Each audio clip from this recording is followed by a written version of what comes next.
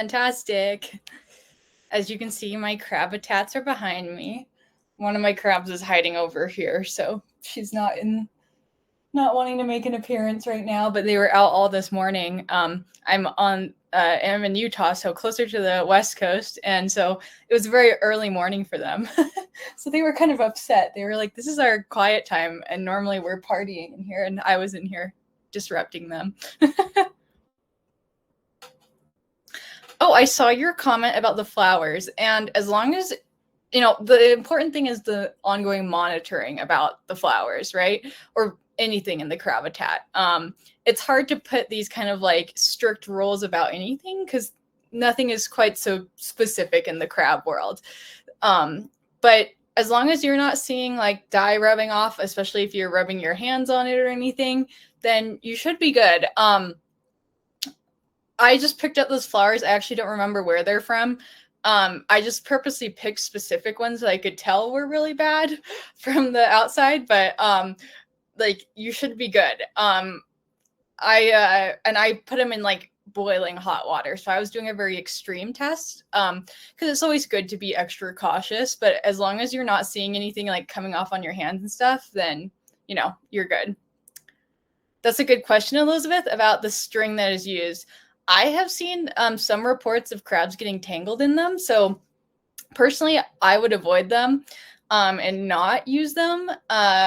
Although I do see a lot of them in the crabitats and stuff. I just think there's other climbing alternatives that have less chance of them getting tangled up in them. I try to think what's the original use of fishing nets, and that would be, of course, for fishing and capturing animals. So I would assume that they're not meant to be super like nice and like to crabs, particularly when they kind of get wrapped up in them. And our crabs tend to get wrapped up in a lot of things, and so I like to keep it so that even if I'm not monitoring them 24/7, which I basically do with all my cameras in my tanks, but I like to be able to have some peace of mind just for myself that I don't have to check on them every 5 minutes to make sure they're not getting into something tricky.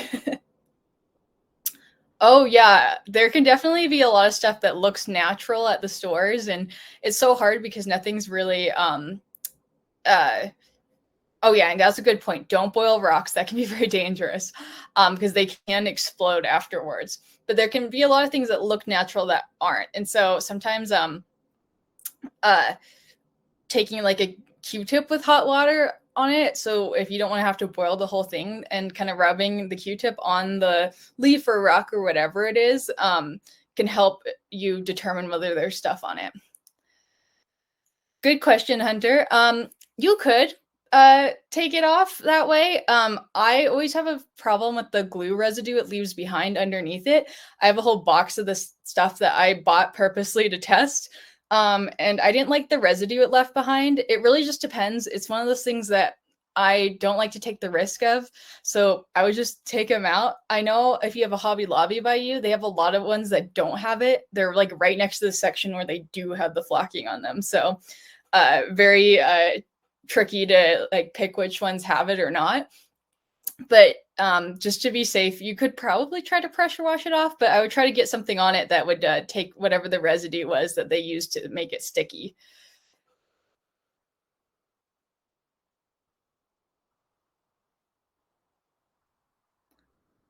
Baking the rocks would probably have a similar result. Honestly, I think just washing them in hot water is a good idea. Unless if they're super porous rocks, I wouldn't worry too much about them having like stuff inside of them. Like the big thing that we're worrying more about is bugs with stuff that comes from outside, if that's where you're getting the rocks from, versus dyes on the rocks. But yeah, soaking in really hot water would work, as well as dipping them in maybe like a vinegar solution too might work. I would just, once again, make sure anything that you're putting on the rocks, if they're porous rocks that are absorbing a lot, you wouldn't want stuff that like is going to leach out over time in any way. The big gray rock, this one right here, this is actually the Zilla Spring Cave. It is a waterfall. I don't have this tank on right now actually because all my crabs are in this one at the time for the time being. It boosts the humidity a ton, but my crabs love it. They hang out in there all the time. And they really enjoy it. Um, but I also live in the desert, so I can get away with having extra water features and not having to worry about it too much. Freezing rocks, yeah, you totally could. Um, with freezing, it's normally bugs that you're getting rid of through the freezing process, and so it just depends on like what you're trying to clean them of.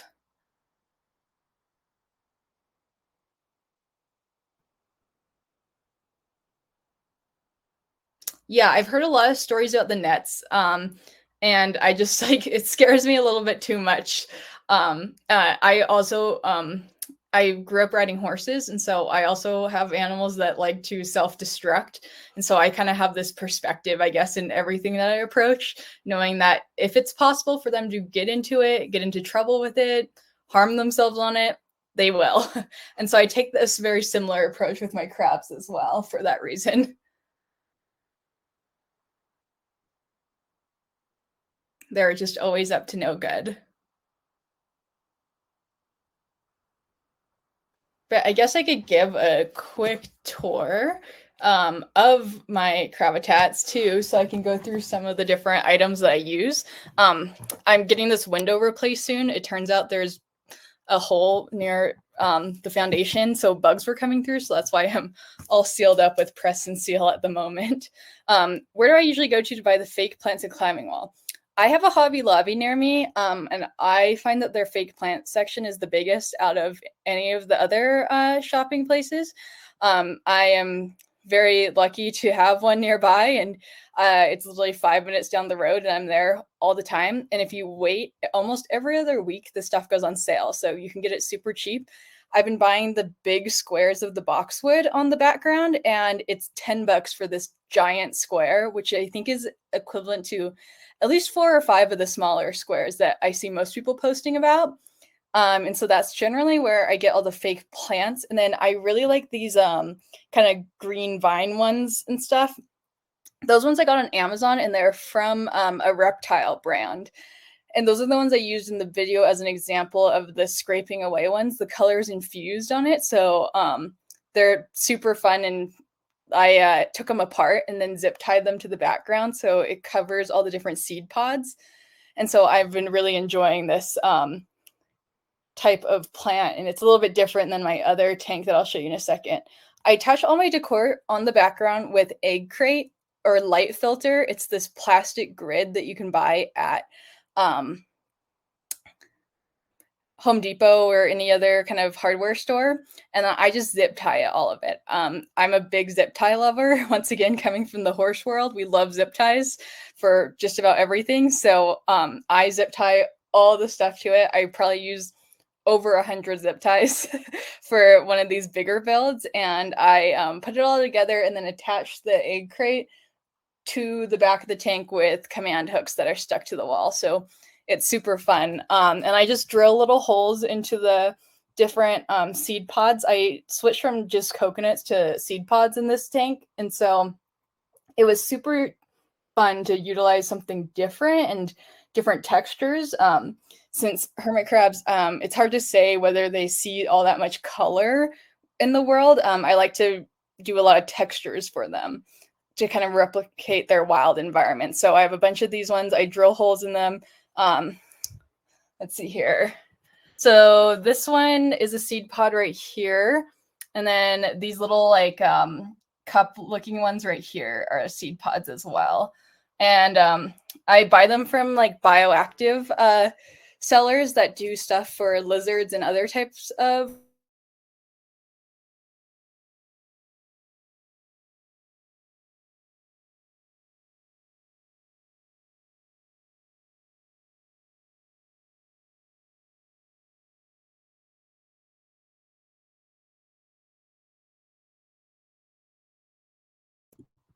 Oh no, sorry. Yeah, sorry. My last thing I was saying was Dr. Tudge is a great person to ask about how our crabs see the world, because I really want to cater my environment to how the crabs are seeing it. You're good, Christine. I was like, oh crap, I didn't know if I clicked on something on my end. Um, And so I really like to have these like seed pods and different things to try to replicate their natural environment and different textures and climbing things, since it's hard to replicate that when you only have 75 gallons versus a beach in a forest. And so that's this tank. And then I can move over to my other one. This one, I actually don't have any crabs in it right now because I had to switch out my sand recently. But this one, the hanging process for my things, I actually was hanging them through the brace in the middle of the tank here.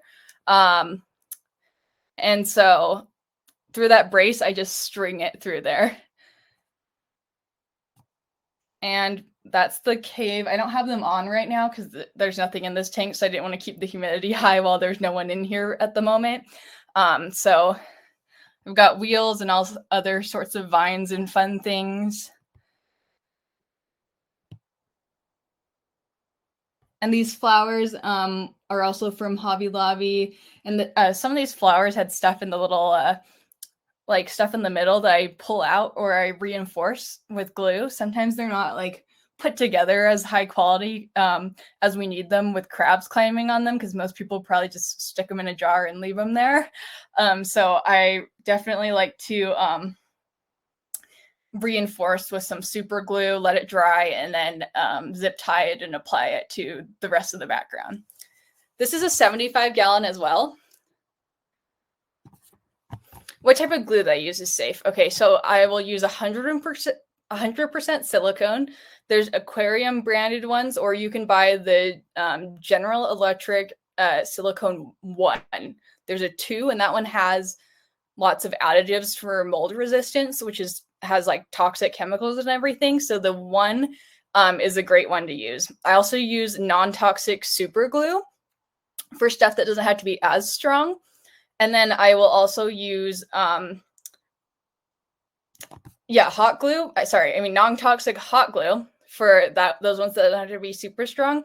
And super glue, if you buy the aquarium kind, or buy the same kind that has like the single ingredient that's used in the aquarium kind. I can't think of it right now, but if you message me on Facebook or anywhere, that is like my favorite glue to use because it's strong. It's very sticky. If you get it on your hands, I've stuck my fingers together more than once, but that's my favorite. The wood looking bar here. These I just wrapped jute around a tension bar for, I think that they use these for cabinets for like towels and stuff. I just buy tension bars at on Amazon and I wrap them in jute. And so that is what I use to hang other things as well. I have a topper on the tank that's up in my room that's a 20-gallon. And so that one has a bunch of tension bars and stuff for kind of adding more climbing levels throughout it. The next step is to get toppers in these ones, but I kept getting more crab rescue, so I prioritize more space so I can spread everyone out as time goes on. Somewhere on Hermit House. I'm not sure. That's a good question. I have also done breeding. Mary shipped me some of her Zoe.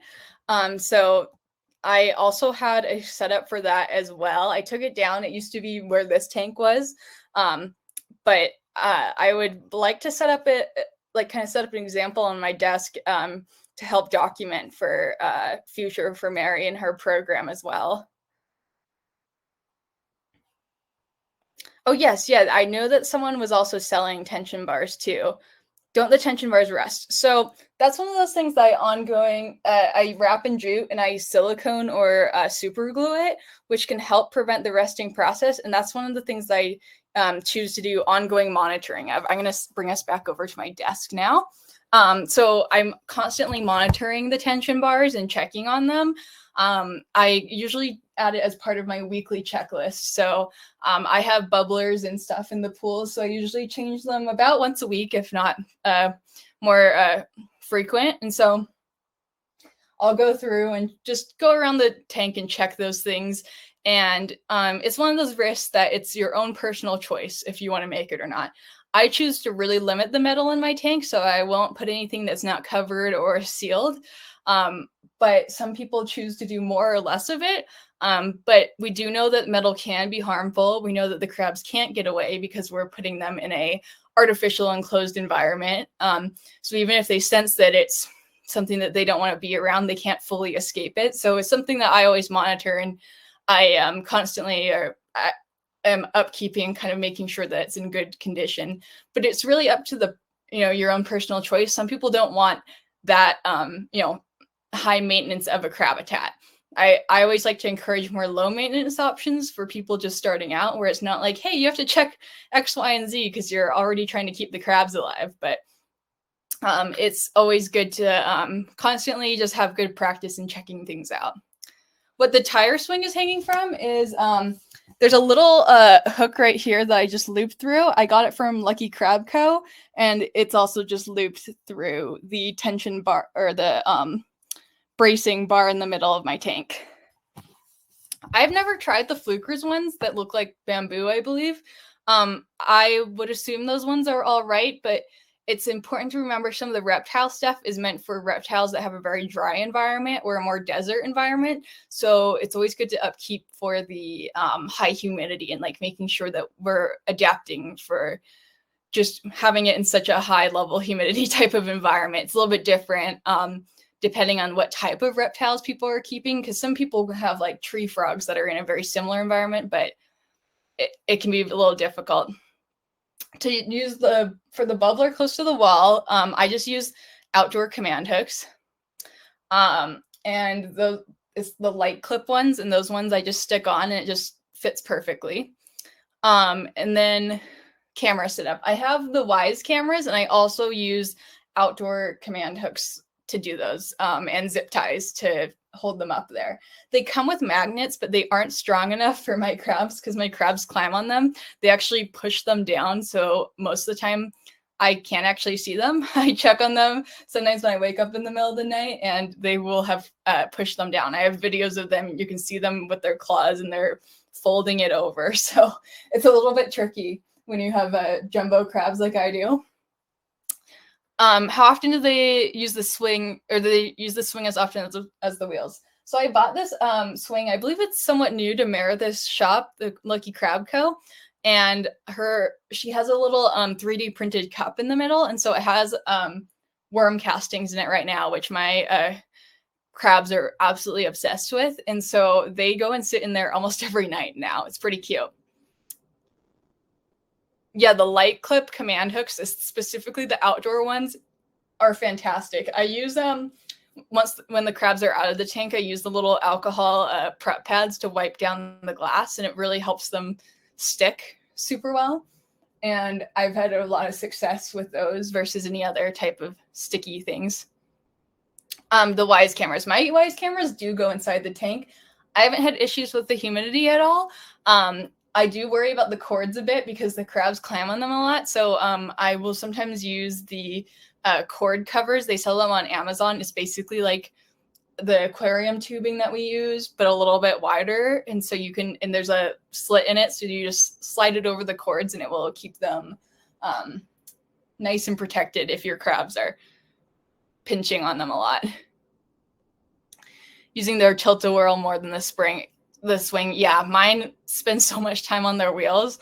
I was actually timing it on the Wise cameras one day, and one of my crabs was on it for well over 10 hours.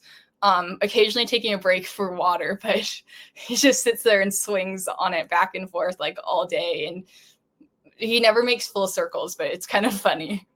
I was really impressed. I have one crab that's very active that's unfortunately currently in the tank in my room. He really likes it in there, so I haven't moved him down to one of these ones yet, but he keeps me up all night because he just sits on that wheel and plays and jumps around.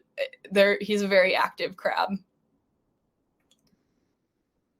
Oh, I'm just seeing this one, the Ecuadorian crab that carries leaves around by the stem. That's really cute.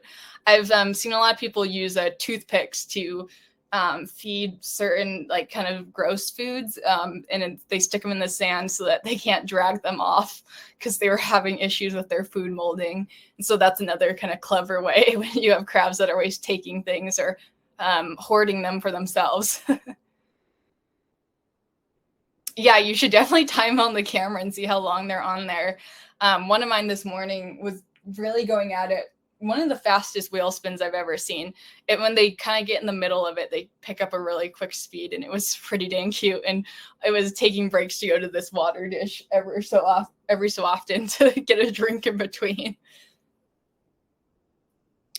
Oh yeah, the wire covers, especially with Amazon Prime Day coming up, it's one of those things that is usually on sale, and there's a lot of different versions of it. So that's always a easy way to help protect the wires, making sure that you're avoiding like chewing or anything that's happening or pinching. I know a lot of people buy them if they have like bunnies or anything that are free roaming in their house, and so lots of animal tips from other animal keepers, because our crowds are quite similar in ways that we don't quite realize initially. Oh, hibiscus. I don't think I've tried any real, these are like fake hibiscus flowers, kind of.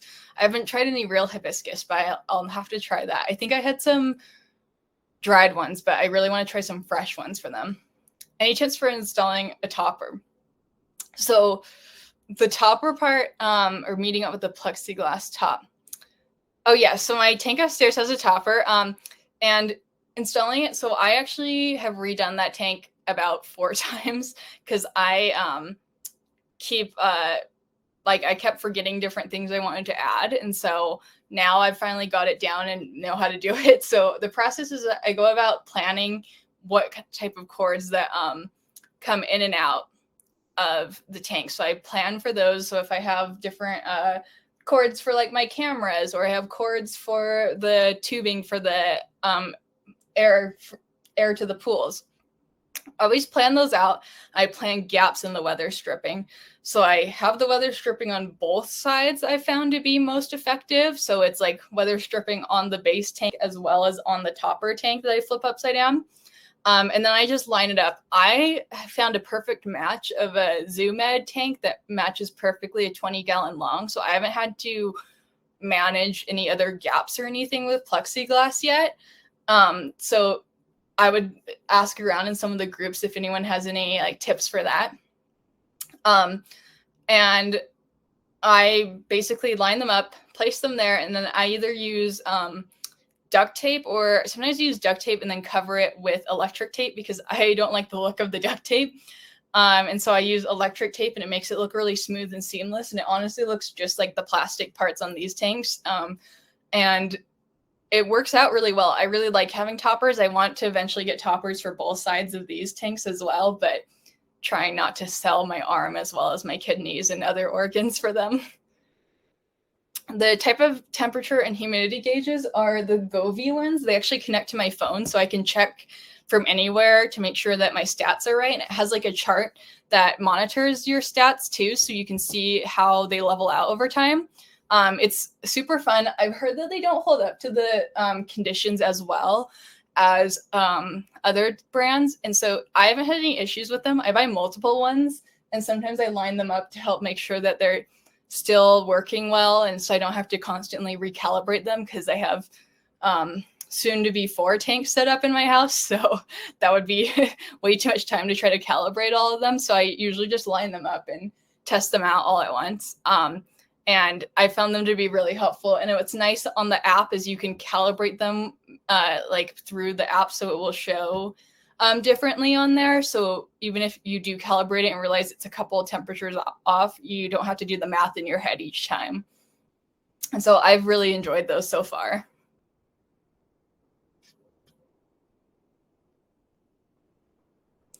On what, one of the Cravatats or the humidity gauges? Oh yeah.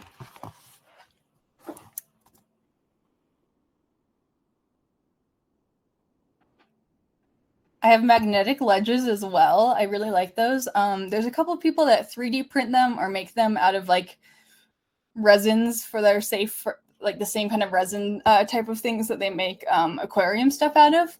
And I really like those. They put the little food dishes in them and stuff, and the crabs really like climbing on those. And I like to include the sea urchins, just lots of different types of things from the climb on experience. I'm all about enrichment and stuff, so Those are super fun as well. The epoxy dishes. I'm not sure what you mean by that one. This is their little food dish here, if that's what you're talking about. I don't know what type of resin it is. It might be. You'd have to ask the sellers. I know that the people that use them were using them for like dart frogs and lizards and all types of stuff. So those are what I was buying off of Etsy. I'd have to think of. I think it's called Digitally Sinful is what the people is like their brand or whatever, and they do a lot of stuff for jumping spiders as well. And so I like to try to find different things in for other types of exotic animals and repurpose them.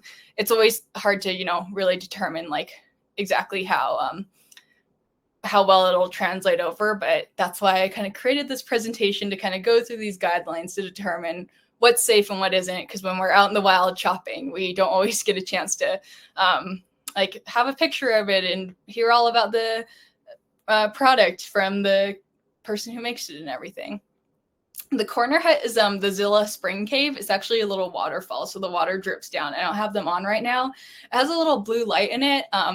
I don't love how the light's on all the time, but it's all right. It's kind of fun. I'll actually plug this other one in to show you guys. And then, oh yeah, some tips for surface cleaning too.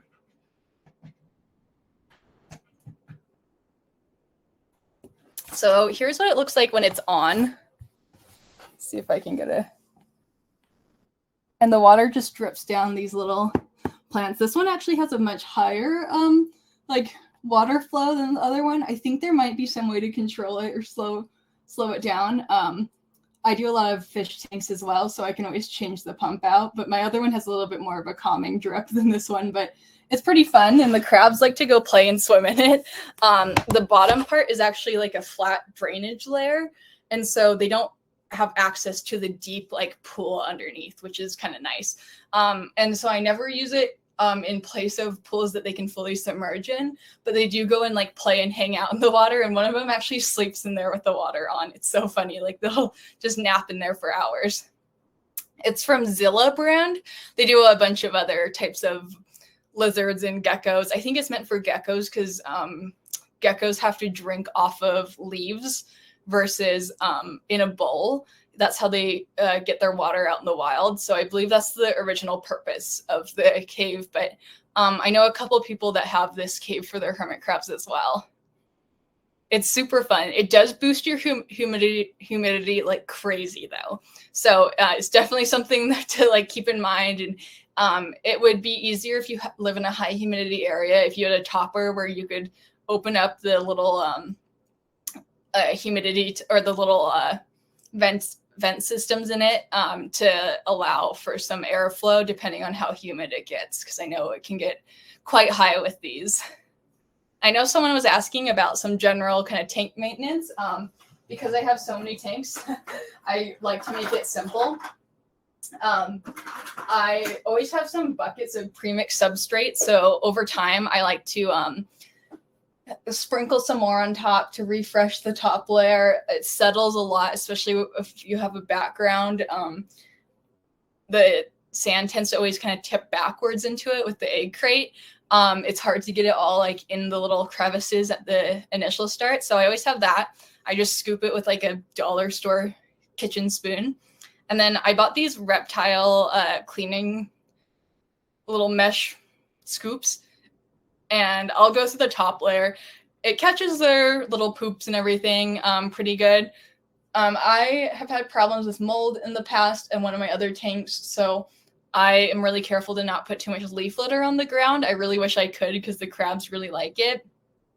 But I feel like I need more substrate. I would need kind of deeper tanks to pull that off so the top layers of the substrate could be much drier than mine are. Or I want to wait for my tanks to settle a little bit. These ones are actually fairly new. I mostly had my smaller tanks up in my room before.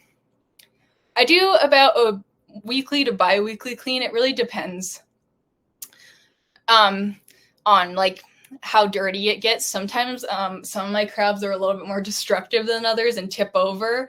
And other ones are a little bit cleaner and neater and they don't tip over their food bowls and everything. Oh yeah, I also use makeup brushes. Those ones are great. And so those ones are super useful. Or I use paintbrush, like brand new paintbrushes from the store, and I'll just brush the sand off of things and everything. And someone asked why I don't have the materials on the sides. That was just kind of a personal choice. I didn't want it to take away from kind of ground room for the crabs to move back and forth on. And I like to have the magnetic ledges as well, and then also put the different caves and stuff up against the glass there. And it also allows for another spot for me to put different heating elements in the winter. This is in my office, which is in the basement. And so it can get pretty cold here in Utah. Our winters are freezing. So sometimes I want more direct heat that isn't impacted or has to go through any of the other walls as well. The magnetic ledges, so there's a Mag Naturals. It's a brand of them that I know Amazon sells. Some of them I've gotten from local pet stores, so I don't know the exact brand. And there's a couple of people that make them on Etsy, and they are 3D printed or made out of like an aquarium safe resin type. Oh yeah, some of the hermit crab scoops are terrible. I like the reptile scoops so much better. Definitely anything that's labeled hermit crab, I usually just ignore. The hydrometer that works with an app. The Govee ones should. It's Govee, and they sell them on Amazon. I think I bought like a 3-pack of them, and those ones connect to the app as well.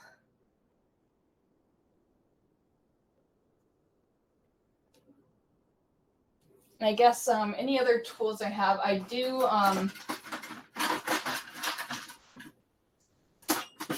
aquascaping as well. So those ones are kind of that's a great question. If you want to shoot me a message on Facebook, I'm in basically all the groups as well. I'll be able to see exactly which one. These ones are just white, and they have these little stands on the back of them. I'd have to double check on exactly which ones they are. Another tool that I like, I do aquascaping, so I have these little kind of metal tweezers. So if there's food that they're stuffing in one of their coconuts or something, and I don't want it to mold or kind of rot in there, I can go in and pluck it out with these as well. And they're nice and stainless steel, so you can just wash them really easily.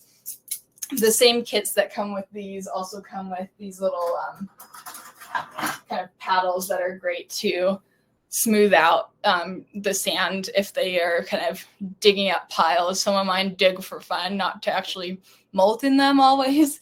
And so sometimes they just like to make burrows and spill sand all over everything. So these are kind of helpful to gently push the sand without crushing anyone or messing with any molt tunnels underneath.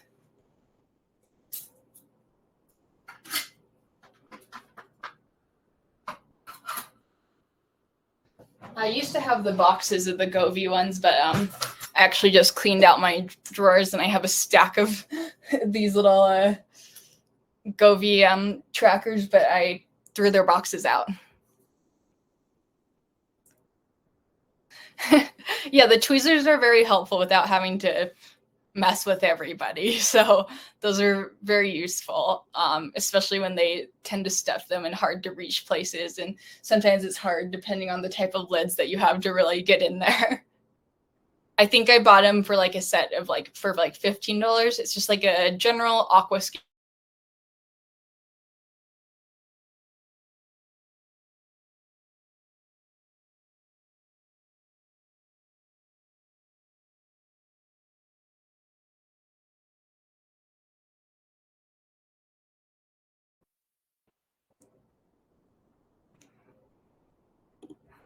Oh yeah, I have one of the little shovels too. That's pretty cute. I really don't like touching if there's like mealworms in the different foods and stuff. I don't mind the bloodworms because those are aquatic based, and for some reason that's less scary to me. But yeah, I don't like touching the mealworms. I use the little spoons. Oh yeah, I totally get it. I'm not a bug person at all. Oh, really? Grasshoppers are one of my safe bugs. Grasshoppers and crickets, I don't mind so much. I guess technically spiders aren't a bug. They're an arachnid, if you would ask my lovely friend who studies bugs. But I cannot do anything with lots of legs. Do I use isopods? I actually have springtails in my tank in my room upstairs, but I don't really like bugs, and so I haven't gotten isopods yet. One day I want to turn one of these, I think, into more of a bioactive setup with live plants and isopods and springtails, but I don't want to bring more bugs into the house quite yet. And my other family members who live here with me wouldn't be super thrilled to have bug tanks. And so definitely something to work on in the future. Yes, isopods technically are crustaceans, so I could be like, they're crustaceans. They're just more crabs, basically. Don't worry, you guys. They are pretty cute, though. I actually want a tank of dairy cat ones just on my own without the crabs in them. Oh yeah, my friend raised cockroaches for her for a couple of her reptiles that she had. And her mom opened up the container that they were in, thinking that it was a storage container, and didn't realize that she had them, and totally freaked out. And then didn't close it while she freaked out, and they got all over the house. So I learned that. I learned from her and was like, maybe not encouraging more bugs. And I have enough bug issues right now with my window that's going on, so I'm not actively bringing any more in at the moment. Although I have been getting some free springtails in my office lately that I did not purposely purchase, so that's kind of fun.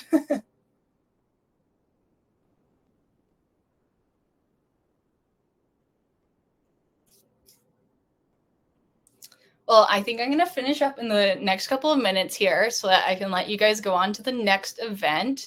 But oh yes, Krabby Claus while you shower me in confetti. I love that.